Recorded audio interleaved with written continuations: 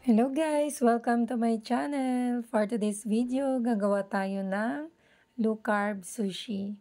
Ito ang aking mga ingredients: shirataki rice, meron din akong seaweed, egg and cheese, Kewpie mayonnaise, and meron din tayong San Marino corn tuna.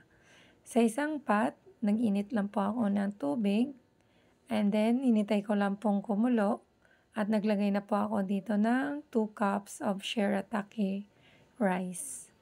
At hinalo-halo ko lang po ito for 3 minutes until na mag-dry up yung ating rice.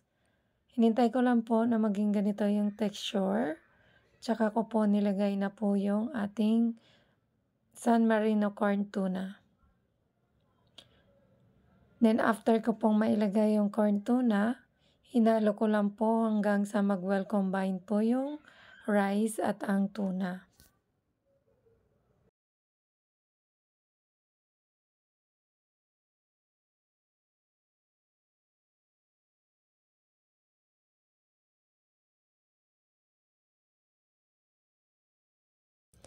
So, medyo dry na po yung ating rice at well combine na po yung tuna. Naglagay na po tayo ng egg and cheese. Pwede pong grated or cubes. Nasa sa inyo yun guys kung ano yung gusto nyong gawin. As long na mag-melt lang po yung cheese.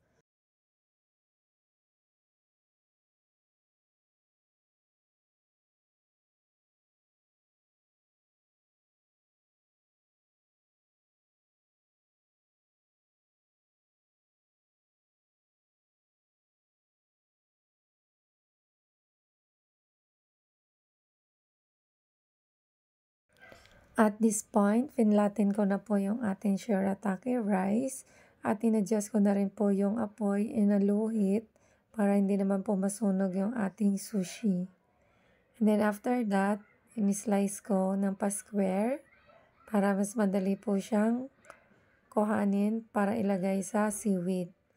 Then after ko pong ma-slice, naglagay na rin po ako dito ng toppings ng grated cheese. And then after that, naglagay na din po ako ng Kewpie mayonnaise. And ito na guys, it's ready to serve. And thank you for watching. Sana nag-enjoy po kayo sa panonood. Please subscribe to my channel for more recipes, especially low carb recipe. Enjoy guys! Thank you!